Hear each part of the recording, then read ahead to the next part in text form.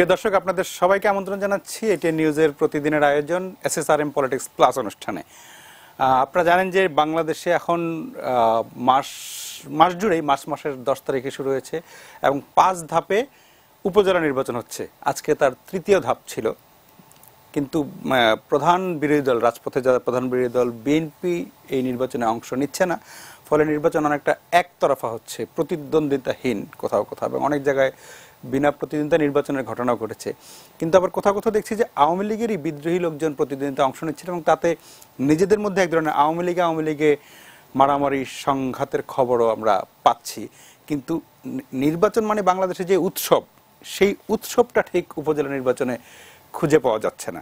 সেটা পুরো প্রতিদ্বন্দ্বিতা না থাকার কারণেই হয়তো হতে পারে, সে কারণে হচ্ছে। এবং আমরা দেখছিলাম যে দ্বিতীয় ধাপে নির্বাচন যেদিন হচ্ছিল, সেদিন নির্বাচন কমিশনার মাহবুব তালুকদার বলছিলেন যে এই একতরফা নির্বাচনের কারণে যে গণতন্ত্র বিমুখতা তৈরি হচ্ছে, সেটা গণতন্ত্রের জন্য এক ধরনের অশনি সংকেত। মানুষ ভোট কেন্দ্রে যাওয়া, যেমন আমরা এই উপজেলা নির্বাচনের সময় সামাজিক মাধ্যমে নানা ধরনের ট্রল দেখি যে ভোটার নেই, 3 ঘন্টায় একজন ভোট, কেন্দ্রে গরু ছাগল চড়ে বেড়াচ্ছে, নিরাপত্তা কর্মীরা ঘুমাচ্ছে, এরকম বাস্তবতা হয়তো অত কেমন যাই হোক, কিন্তু এটা সত্যি যে নির্বাচন প্রত্যাশিত ভোটার যতটা যাওয়ার কথা ছিল তারা ভোট কেন্দ্রে যাচ্ছেন না, কিন্তু তবু আনুষ্ঠানিকতার কারণে নির্বাচনগুলো হচ্ছে।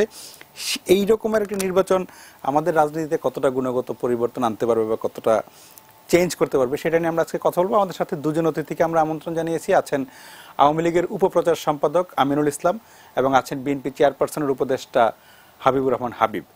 আপনাদের দুজনকে স্বাগত জানাচ্ছি আমাদের আজকের অনুষ্ঠানে। যে উপজেলা নির্বাচন কেমন হচ্ছে সেটা নিয়ে আমি শুরুতে একটু হাবিব ভাইয়ের কাছেই শুনে আসি, কারণ হাবিব ভাইয়ের কাছে নিশ্চয়ই অনেকগুলো অভিযোগ আছে যেটার জবাব হয়তো আমিন ভাই দিতে পারবেন যে কেন তাদের কেমন একটা নির্বাচন করতেই হচ্ছে।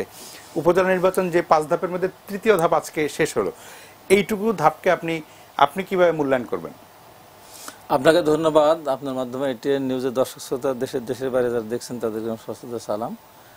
আমি আসলে এই নির্বাচনটাকে নির্বাচন মনে করছি না।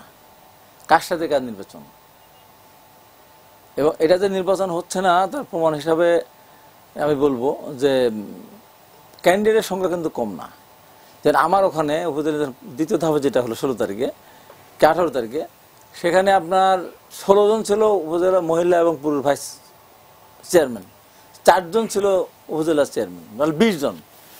এই 20 জন মানুষ নির্বাচন করলো, তাদের আত্মীয় স্বজন আছে, বন্ধু বান্ধব আছে, পরিবারতন্ত্র আছে, গোষ্ঠীতন্ত্র আছে, সবকিছু মিলিয়ে আমি যে দেখলাম ওখানে থেকে বাধা দিতে যায়নি।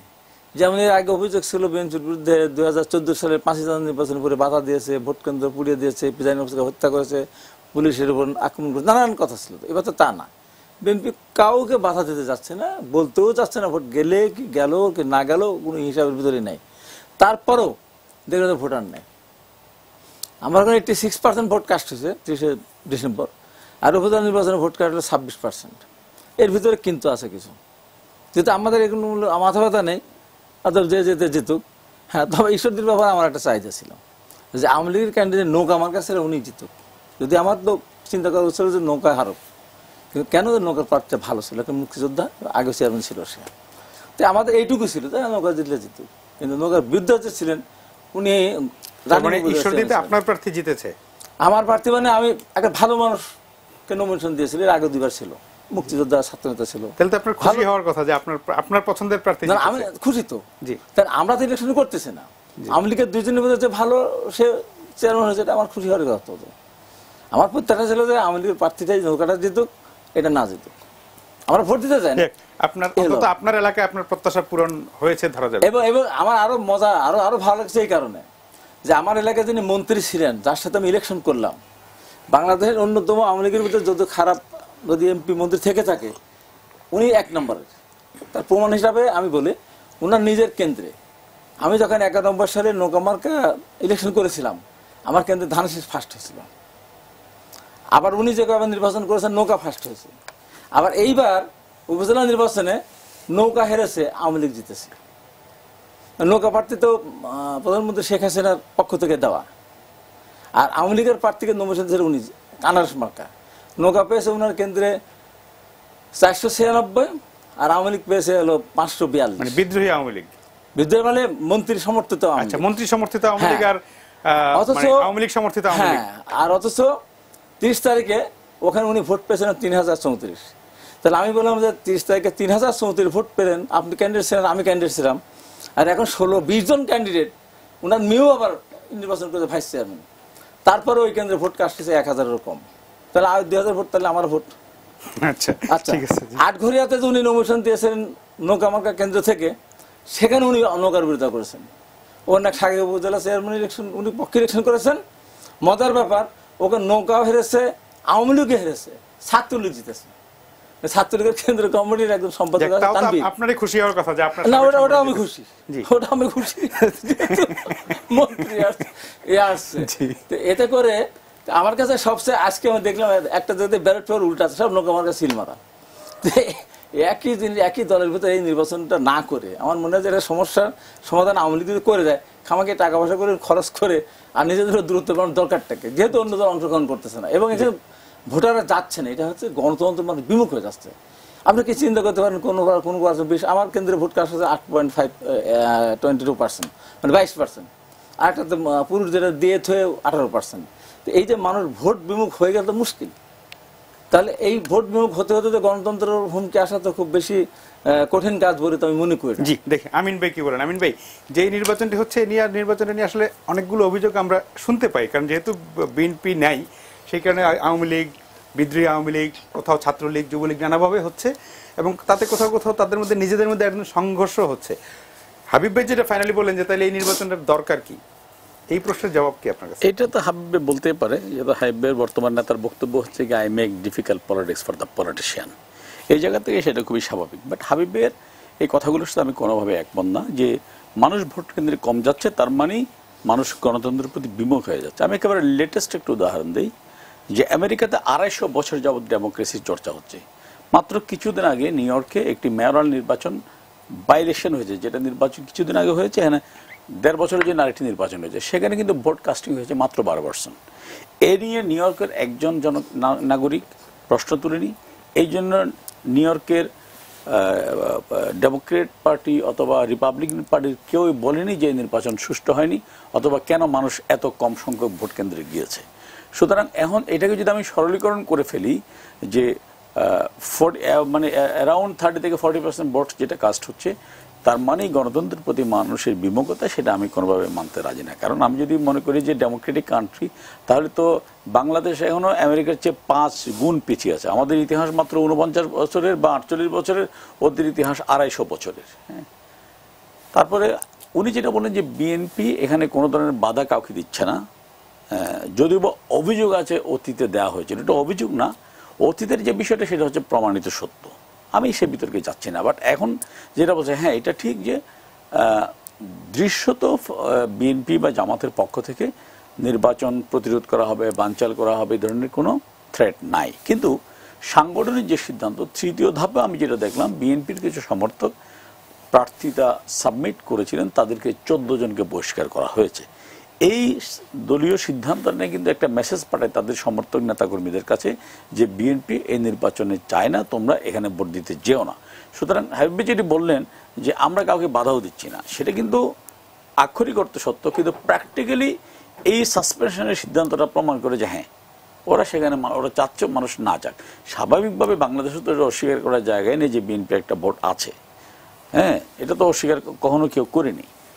তো এইটা হচ্ছে বাস্তবতা। বাট আমি সবচেয়ে ইতিবাচক যে বিষয়টা, যে আজকে সহ 3য় ধাপে নির্বাচন হলো, সেখানে আপনি দেখবেন কোথাও বড় ধরনের কোনো ঘটনা ঘটেনি এবং নির্বাচন পার্বত্য এলাকা যেটা, সেটা অবশ্য আঞ্চলিক রাজনীতি, নির্বাচন উপজেলা রাজনীতির সম্পর্ক। হ্যাঁ, তো এখানে আপনি আবার দেখেন সে পার্বত্য উপজেলাগুলোতে কিন্তু স্বাভাবিক উপজেলার চেয়ে, অর্থাৎ আমাদের সমতল উপজেলার চেয়ে ওখানে কিন্তু ভোট কাস্টিংটা বেশি ছিল, ভোটের উপস্থিতিটা অনেক বেশি ছিল। বাট এখানে যেটা আমি বলছি যে ইতিবাচক যে বিষয়টা, নির্বাচন কমিশন কিন্তু এই নির্বাচনটাতে এত বেশি কন্ট্রোল রাখছে যে এখানে কারো পক্ষে কিন্তু কোনো ভোটের অনিয়মের কোনো সুযোগ কিন্তু নাই। এটা খুব ইতিবাচক একটা দিক। আমি মনে করি এইভাবে যদি নির্বাচন কমিশন তাদের কর্মকাণ্ডগুলো পরিচালনা করে, তাহলে বিএনপি জামাত নির্বাচন কমিশনকে বিতর্কিত করার যে একটা অপপ্রয়াস চালাচ্ছে, এটা কিন্তু ধোপে ঠিকবে না আলটিমেটলি। আর আসলে এখন তো বিএনপি জামাতের রাজনীতির অন্তঃসারশূন্যতা প্রতিদিন মানুষের কাছে প্রমাণিত। যে কথাগুলো আমিও আগে অনেকবার বলেছি, বারবার রিপিটেশন করতে ভালো লাগে না, যে বিএনপি কিন্তু বরাবরই একেবারে উপজেলা সিস্টেমের বিপক্ষে ছিল। ইভেন ওরা 91-এ ক্ষমতা আসার পরে উপজেলা সিস্টেমটা বিলুপ্ত করে দিয়েছিল। কিন্তু আপনি আধুনিক বিশ্বে এই যে স্থানীয় সরকার নির্বাচনটা কিন্তু অপরিহার্য একটা বিষয়।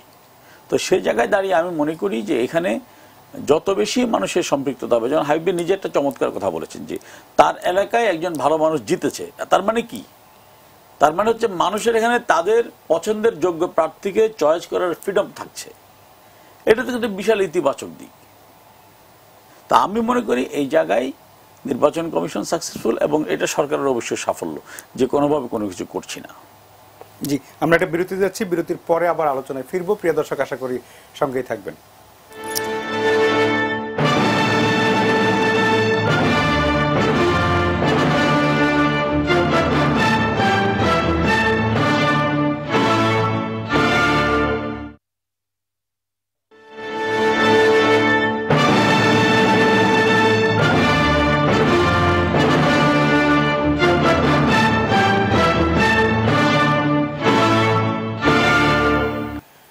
প্রিয় দর্শক, ফিরে এলাম এসএসআরএম পলিটিক্স প্লাসের আলোচনায়। কথা বলছিলাম উপজেলা নির্বাচন নিয়ে।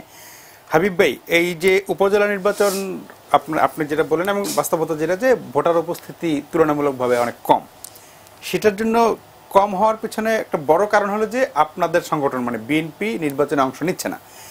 এখন বিএনপি নির্বাচনে অংশ নেওয়ার ব্যাপারে কিছু পিক অ্যান্ড চুজ আছে। যেমন আপনারা 30শে ডিসেম্বরের আগে সকল স্থানীয় সরকার নির্বাচনে অংশ নিয়েছেন, 30শে ডিসেম্বর নির্বাচনে অংশ নিয়েছেন, কিন্তু উপজেলা নির্বাচনে অংশ নিচ্ছেন না। আবার কিন্তু আমরা দেখছি উপজেলা নির্বাচনের পরে ডাকসু নির্বাচন, সেটাতে কিন্তু আপনাদের ছাত্র সংগঠন ছাত্রদল অংশ নিয়েছে। মানে কোন নির্বাচনে যাবেন না যাবেন, এটা একটা হলে স্থির সিদ্ধান্ত যে এই সরকারের অধীনে আমরা কোনো নির্বাচনে যাব না, কিন্তু আমরা দেখতে পাচ্ছি স্থির সিদ্ধান্তটা ততটা স্থির না। আপনার সুবিধা মতো কোনোটাতে যাচ্ছেন, কোনোটাতে যাচ্ছেন না। এই ব্যাপারে আপনাদের আসলে দলের অবস্থানটা কি? এটা আপনি খুব পরিষ্কার করে আমি বলি, আমি যে কথাগুলি বলবো আমার দিক থেকে বলবো একদম নির্মম সত্যের বাইরে কিছু নেই। যেমন আমার ছোট ভাই আমিন যে কথাটা বললো, মার্কিন যুক্তরাষ্ট্রের তুলনা দিল, 250 বছর আর 50 বছর আমাদের, ওদের ভোট একটা মেয়রে 12% পেয়েছে।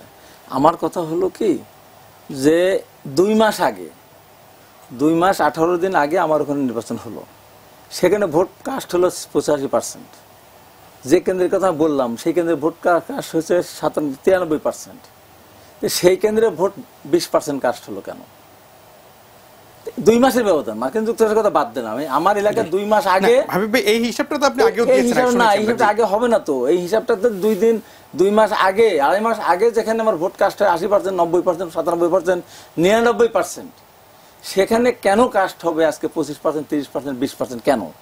তাহলে বিএনপি ভোট তো এই জাতীয় ইলেকশনে ভোট পেয়েছে কত? 12%, মনে হয় এরকম আর কি। তাহলে আমরা বিএনপি 12% ভোটের মালিক, বিএনপি ঐক্য ফ্রন্ট 12% ভোটের মালিক, বাকি 88% তো আওয়ামী লীগের হওয়ার কথা। তাহলে বিএনপির 12% গেল না? বিএনপি লোকদের কথা শুনে তো আর অন্য দল যাবে না, তা তো হতে পারে না। সেখানে মহাজোট ইলেকশন করেছে, ইয়ে করেছে, আপনার ওয়ার্কার্স পার্টি করেছে, জাসদ করেছে। তাহলে তো আমাদের কথা শুনে যদি 88% এখন না যায় বা 80% লোক না যায়, তাহলে বা জাতীয় ইলেকশনটা সঠিক হয়নি। জাতীয় ইলেকশনটা সঠিক যা হয়নি তার প্রমাণ উপজেলা এই নির্বাচন। এই নির্বাচন ভোটার অনুপস্থিতির মধ্য দিয়েই, এবং এখানে তো প্রার্থী কম নেই। এবং বংশগতভাবে আমার নিজের কেন্দ্র আমি বলবো যে ওখানে বড় বড় বংশ ছিল, তাদের আত্মীয় স্বজন, একটা প্রার্থীর বাড়ি ছিল মহিলা ভাইস চেয়ারম্যান, আর একটা প্রার্থীর বাড়ি ওই ইউনিয়নে, তারপরেও ভোট কাস্ট হল না কেন? তাহলে ভোটাররা কারা? যে এই যে এর আগে যে 80% ভোট কাস্ট হলো, তা সেই ভোটার তার কাদের ভোটার? তাহলে আমাদের বিএনপির ভোটার, তাহলে বিএনপি ওই ভোটটা দিতে যায়নি। আর যে কথা আমি বলবো, আমি নির্বাচনটা কেন বলছি এই নির্বাচনটা করার দরকার নাই। এবং দেখেন, এটা একটা অত্যন্ত পরিতাপের বিষয়, 31টি উপজেলা নির্বাচনে উপজেলা চেয়ারম্যান, মহিলা ভাইস চেয়ারম্যান, পুরুষ ভাইস চেয়ারম্যান কেউ ইলেকশন করে নাই। তাহলে আমরা গণতন্ত্রটা কোন দিকে নিয়ে যাচ্ছে?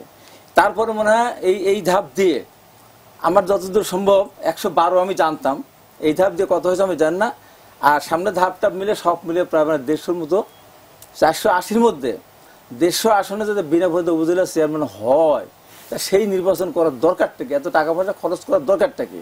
এবং এই কথাটা আপনি শুরুতে বলেছেন। এখন আমি যে প্রশ্ন করেছি সেটা একটা জবাব যদি দেন করে, আপনারা কোন নির্বাচনে যাবেন, কোন নির্বাচনে যাবেন? এটা একটা ভালো প্রশ্ন।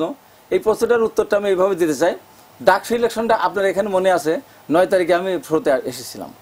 সুভাষ সিংহ রায় ছিল আমার সাথে, আমি কিন্তু বলে গেছিলাম এই ডাকসুর নির্বাচনে যে কলঙ্ক তিলক ডাকসুর কপালে যে লেপন হবে এই বাংলাদেশে কবে বুঝবো আমি জানি না। তার মানে আপনার ডাকসু আমি নির্বাচনে কলঙ্ক দেওয়ার জন্য নির্বাচনে গিয়েছিলেন? না, আমি বললাম যে আমি বলেছিলাম এটা যে নির্বাচনটা যদি 6 মাস পিছিয়ে দিয়ে যদি সবার হলে হলে সহাবস্থান করার পরে নির্বাচনটা হয় এবং অন্যান্য সমস্ত ছাত্র সংগঠনগুলি তারা বলছে যে ভোট কেন্দ্রটা অ্যাডমিনিস্ট্রেটিভ বিল্ডিং এ আসা দরকার। সেদিন ছাত্রলীগেরই একমাত্র দাবি ছিল, শুধু ছাত্রলীগের, যে হলে হলে ভোটটা করতে হবে, আগে হয়ে আসছে এবারও হতে হবে। আমি বলেছিলাম যে আগে আর এখনকার অবস্থা এক না, আগে হলে হলে সবার অবস্থান ছিল, এখন সবার হলে অবস্থান নেই। আমি বলেছিলাম ছাত্রলীগ আর উদার হয়ে বলতে পারতো, আরেক ধাপ এগিয়ে বলতে পারতো যে ভোট কেন্দ্রের অ্যাডমিনিস্ট্রেটিভ বিল্ডিং এ না, উত্তরা ছেলেদের জন্য উত্তরা করেন, ওখানে বাড্ডা করেন, ওখানে আপনার আজিমপুর করেন, কোনো সমস্যা নাই। এটা কি পৃথিবীর কোথাও হয়? হয় না, পৃথিবীর কোথাও কি হয় যে মানে একতরফা ভাবে পৃথিবীর কোথাও আজ পর্যন্ত কোথাও হয়েছে যে হল সংক্রান্তে কোনো সংগঠনে প্যানেল দিতে পারে না? যারা ডাকসুতে 11,500 ভোট পায়। সেটাই আমার প্রশ্ন, তাহলে আপনারা গেলেন কেন নির্বাচন? যদি আমরা গিয়েছিলাম একটা ডাকসু, আমরা মনে করেছিলাম ডাকসু ইলেকশনটা অন্তত জাতীয় ইলেকশনের মতো হবে না। জাতীয় ইলেকশনে এত বড় কেলেঙ্কারি হওয়ার পর যে কথাটা আমি কিন্তু প্রথম আপনার এখানে এসে প্রথম শোতে আমি কিন্তু বলেছিলাম, আপনি কিন্তু আমাকে চরমভাবে আহত করার পর আপনার অনুরোধে আমি এসেছিলাম এই নিউজে। সুভাষ সিংহ রায়কে দেখার পর বলেছেন, সুভাষ তুমি আমার সবচেয়ে চেনের, কিন্তু তুমি আজকে আমার সামনে পড়লে ভাই আমি তো আজকে কিছু কথা বলতে হবে আমাকে। এখানে বসে আমি চ্যালেঞ্জ করে গিয়েছিলাম যে বাংলাদেশের 40,000 কেন্দ্রের মধ্যে অন্তত 30 থেকে 35,000 কেন্দ্রে রাত্রি ব্যালট করে সিল মারা হয়েছে। এবং আমি বলেছিলাম যদি আমি প্রমাণ করতে না পারি আমাকে এই টেবিল থেকে ধরে ফাঁসি দিয়ে দেন, আমার পরিবারও আপত্তি করবো না, আমি আপত্তি তো করবোই না, আর আমি প্রমাণ করে দেবো। আমি 2টা কেন্দ্রের কথা বলেছিলাম যে মন্ত্রী সাহেব ইলেকশন করছে, আমি 11 ভোট পেয়েছি, ওখানে আপনি দেখেন মরিবতে একজনের টিপস হয়, শিক্ষিত লোকের টিপস হয়, অশিক্ষিত টিপস হয়, একজনের বা 2জনের বা 5জনের টিপস আছে। 30,000 এত খারাপ হবে জেনে আপনারা ডাকসু নির্বাচনে গেলেন কেন? ডাকসু নির্বাচনে আমরা গেছি যে ডাকসুর ব্যাপারটা আমরা দেখতে চাই।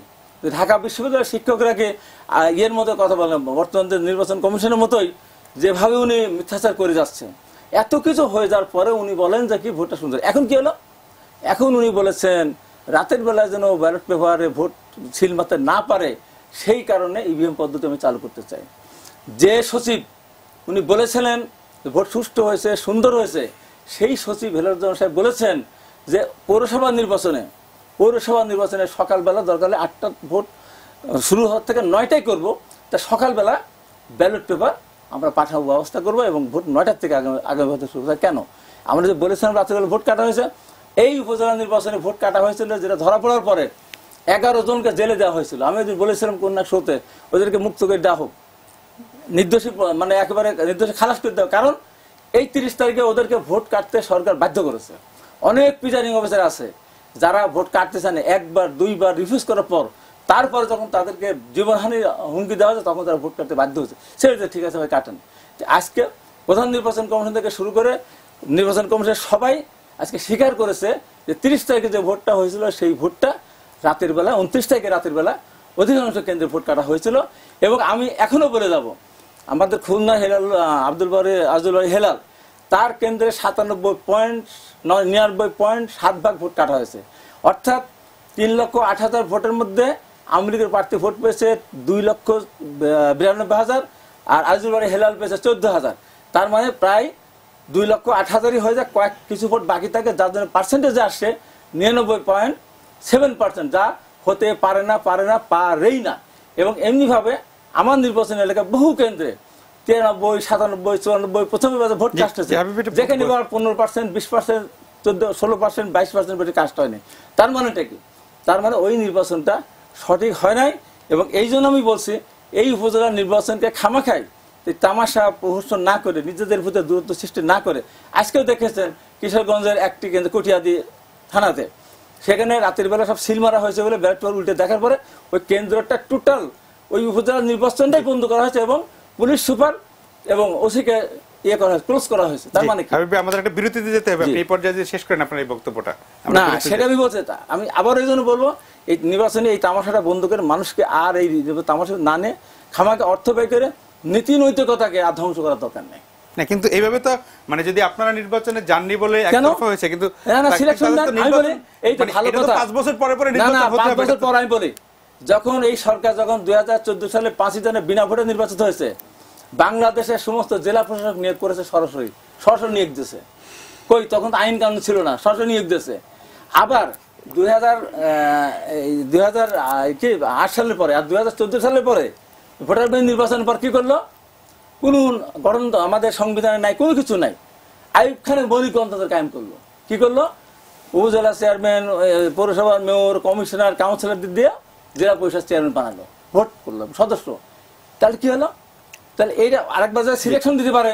এরপরে যদি মৌলিক গণতন্ত্র, আইয়ুব খানের গণতন্ত্র কায়েম করতে পারে, তো এখন যখন দেখা যাচ্ছে বিরোধী দল যাচ্ছে না, অথবা আওয়ামী লীগ যাকে যাকে সিলেকশন দিবে যে ঘোষণা দিলেই পারে, অথবা বলে দিলেই পারে, যেমন 150টার মতো বিনা প্রতিদ্বন্দ্বিতা হয়েছে, ওইরকম বলে উপজেলা চেয়ারম্যান, ভাইস চেয়ারম্যান কেউ নির্বাচন করতে পারে না, আমরা যাকে সিলেকশন দেবো সেটাই হবে। তাহলে পরে এই টাকা পয়সা ক্ষতি খরচ হতো না। আর এই নীতি নৈতিকতা এখন প্রশাসন কোন দিকে যাবে? নৌকার দিকে যাবে, আওয়ামী লীগের দিকে যাবে? আমরা বিরতি দিচ্ছি, তখন তো আপনারা আবার বলবেন যে বিনা প্রতিনিধি নির্বাচন। আমরা বলেছি তাতে আসে যায় কি? এর আগে আপনারা সিলেকশন দিয়েছেন না জেলা পরিষদ, গত মৌলিক কায়েম করলেন না। বিরতির পরে আবার আলোচনায় ফিরবো।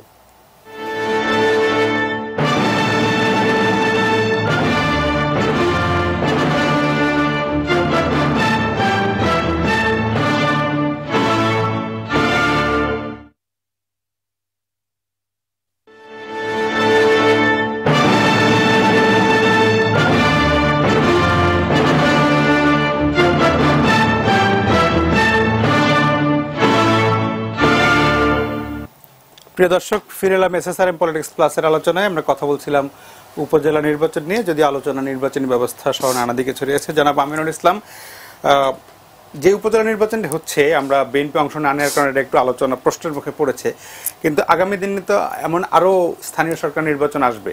সেই নির্বাচনগুলিতে বিরোধী দলকে আনার মানে আস্থায় নিয়ে তাদেরকে অংশগ্রহণ করানোর ব্যাপারে আপনাদের কোনো মানে দলীয় উদ্যোগ বা কোনোভাবে আলাপ আলোচনা কিছু করার কোনো ভাবনা চিন্তা এমন কিছু করা যায় কিনা? আমাদের দলীয় সিদ্ধান্ত এখনো হয়নি, বাট আমি ব্যক্তিগতভাবে মনে করি যে এটা কোনো প্রয়োজন আছে বলে আমি মনে করি না। কারণ একটা রাজনৈতিক দল তার প্রয়োজনে নির্বাচন আসবে অথবা তার প্রয়োজনে নির্বাচন আসবে না, এখানে ফুসটানোর কিছু নাই। নির্বাচনটা কিন্তু আমার মেয়ের বিয়ের দাওয়াত না যে আপনাকে আমি একটা চিঠি পাঠিয়ে বলবো। যদিও বা মাননীয় প্রধানমন্ত্রী 2014 সাল হাইবে যে নির্বাচনের কথাটি বললেন, সেই নির্বাচনে মাননীয় প্রধানমন্ত্রী যেভাবে বেগম জিয়ার সাথে টেলিফোন করে কথা বলেছেন, তাকে নিজের বাড়িতে দাওয়াত দিয়েছেন উইথ অল, এবং উনি বলেছেন সবাই আপনি যে বিষয় নিয়ে চান সব বিষয় নিয়ে আলোচনা করবো, আপনি আসেন। কিন্তু আমরা দেখেছি সেখানে খালেদা জিয়া তার কমিটমেন্ট থেকে 100 ভাগ ফেল করেছিলেন। তিনি, আমি আপনাকে চ্যালেঞ্জ করে বলি, ওই সময়ে যদিও আমি এই পুরনো কথাগুলো বারবার বলতে চাই না, কিন্তু প্রসঙ্গক্রমে আসে। বেগম জিয়া বলেছিলেন 24 ঘন্টার মধ্যে আলোচনার প্রস্তাব না দিলে রোববার থেকে হরতাল। সেই জায়গায় মাননীয় প্রধানমন্ত্রী প্রথম দফা ফোন করলেন 16 ঘন্টার পরে, কোনো রিপ্লাই না পেয়ে ভদ্রতাবশত আবার উপযাচক হয়ে আবার যখন ফোন করতে যাচ্ছিলেন, সৌভাগ্যবশত তখন আমি গণভবনে ছিলাম, অনেকেই কিন্তু প্রধানমন্ত্রীকে নিষেধ করেছিলেন যে আবার যদি ফোন করেন তাহলে হয়তো ওরা মনে করবো আমরা দুর্বল। মাননীয় প্রধানমন্ত্রী জবাব দিয়েছিলেন, কে দুর্বল কে সবল সেটা আমার দেখার বিষয় না, আমার দেখার বিষয় ইট ইজ মাই রেসপন্সিবিলিটি, আমি দেশের প্রধানমন্ত্রী, আমি অবশ্যই তাকে আবার ফোন করব। উনি আবার ফোন করেছিলেন, কিন্তু বেগম জিয়া বলছেন ঠিক আছে আমি যাব সোমবারে। আবার বলে সোমবারে কেন, আপনি তো বলেছেন, বলেছে আমি হরতাল দিয়েছি। আবার বলেছে আপনি তো বলেছেন আমি আপনার কথা না শুনলে হরতাল দিবেন, আমি তো শুনছি আপনার কথা, তাহলে হরতাল দিবেন কেন? কিন্তু উনি আসেনি। অর্থাৎ তাদের টার্গেটটা ছিল সবকিছু একটা এই জায়গাটাকেই শেষ করে দেওয়া, নির্বাচনী প্রক্রিয়াটাকেই। এখন একটি দল নির্বাচনে না আসলে বাংলাদেশের সংবিধানে বা পৃথিবীর কোথাও এমন কিছু লেখা নাই যে সে নির্বাচন বৈধ হবে না, গ্রহণযোগ্য হবে না, অথবা সে নির্বাচন স্থগিত করতে হবে।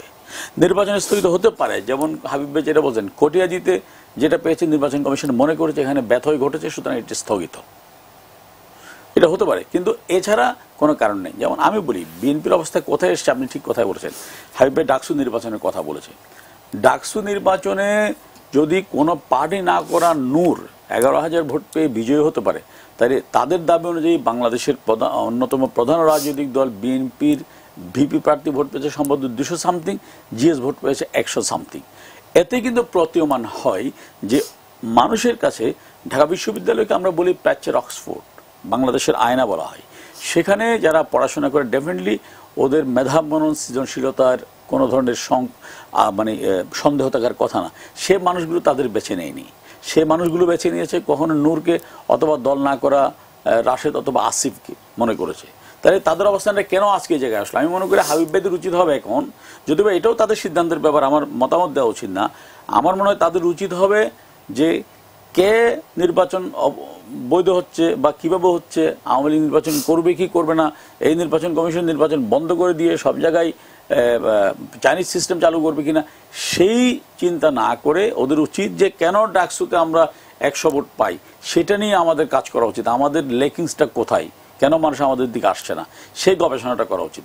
আর জাতীয় নির্বাচন হাইবে অনেকগুলো টকশোতে একই কথা বলেছেন যে আমি হাতে নাতে প্রমাণ দিতে পারবো রাতে সিল মারা হয়েছে, এখনো কিন্তু একটি প্রমাণও হাজির করতে পারেনি। এখন মুখে যদি বলে হ্যাঁ এটা, যুক্তির পর যুক্তি অনেক দেওয়া যায়, কিন্তু বাস্তবতা ভিন্ন। কিন্তু আমি যেটা বলছি যে ডাকসু নির্বাচন নিয়ে হাবিব একটি কথা বলে ফেলেছেন যে উনি 9 তারিখ এখানে বলেছেন যে ডাকসুতে একটা কলঙ্ক তিলক আঁকা হবে। আমার কথা হচ্ছে কি, উইথ ডিউ রেসপেক্ট, এটা জানলেন কিভাবে? এক নাম্বার 2, ডাকসু নির্বাচনের দিন আমরা দুপুরবেলা রোকেয়া হল থেকে বেরোয়ার পরে ডাকসুর বর্তমান ইলেক্টেড বিপি নূরের একটা অডিও ভিডিও ক্লিপ আমরা দেখেছি, যেটা সামাজিক যোগাযোগ মাধ্যমে ছড়িয়ে পড়েছিল টেলিভিশনে বলার কারণে। সেখানেও সে বলেছিল যে আমরা জানতাম দলকানে প্রশাসন দিয়ে একটু নিরপেক্ষ ফেয়ার নির্বাচন হবে না, এই নির্বাচনটাকে বিতর্কিত করাই ছিল আমাদের উদ্দেশ্যে, সেটা আমরা সফল। তার মানে ওরা কি চেয়েছিল? যে কারণে আমি অবাক হয়ে দেখলাম ডাকসু নির্বাচনের পরে ডাকসুতে যারা নেতা ছিলেন আগে, মাহমুদুর মান্না সাহেব, মোজাহিদুল ইসলাম সেলিম সাহেব সহ আসম রব সাহেব, অনেকে বলেছেন যে এই কলঙ্ক তিলক কোনোদিন মুছবে না। আমার খুব লজ্জা লেগেছিল এবং আমি একটু তাদের প্রতি করুণাও আমার হয়েছিল। তাদের দৃষ্টিতে রোকেয়া হলে ঢুকে নূর, প্রথমত হাবিব ভাই যেহেতু ঢাকা ইউনিভার্সিটির স্টুডেন্ট, উনি ছাত্রলীগের প্রেসিডেন্ট ছিলেন, উনি জানেন কোন নির্বাচনে কিন্তু হাবিব ভাইকে পুরো সময় কোন নির্বাচনে কিন্তু মেয়েদের হলে প্রার্থী ছাড়া কেউ ঢুকতে পারে না, কিন্তু নূরের সাথে 40-50 জন ঢুকেছিল।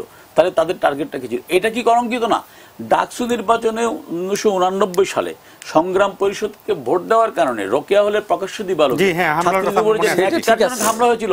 আমার মনে হয় 1921 সালের পর থেকে, বিশ্ববিদ্যালয় প্রতিষ্ঠার পর থেকে কখনোই এই ন্যাক্কারজনক ঘটনার ধারে কাছে কেউ যাবে না। কলঙ্কিত হতে পারত যদি ডাকসু নির্বাচনে বেগম রোকেয়া হলে অথবা কুয়েত মৈত্রী হলে ছাত্রলীগ জয় না হওয়ার কারণে যদি ছাত্রলীগ নেতাকর্মীরা আমার ছাত্রী বন্ধুদের উপরে হামলা করতো বা তাদের নিয়ে কটূক্তি করতো, তাহলে সেটা হয়তো কলঙ্কজনক হতো, কিন্তু সে ধরনের কোনো ঘটনাই ঘটেনি।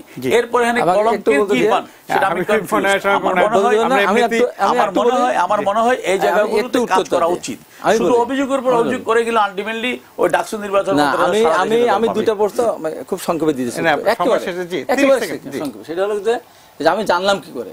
আমি জানলাম যে যখন ভোট কেন্দ্র আনলো না অ্যাডমিনিস্ট্রেটিভ বিল্ডিং এ, আর রাত্রিবেলা ব্যালট পেপার যাচ্ছে, তখনই এটা অনুমান করা খুব স্বাভাবিক। আর শেষ করি, আর যেটা বললেন যে ওই দিন কিন্তু ম্যাডাম বলেছিলেন যে ঠিক আছে একদিন পরে অনেক পুরনো প্রসঙ্গ, এই হলো অবস্থা। প্রিয় দর্শক, আপনারা ভালো থাকবেন।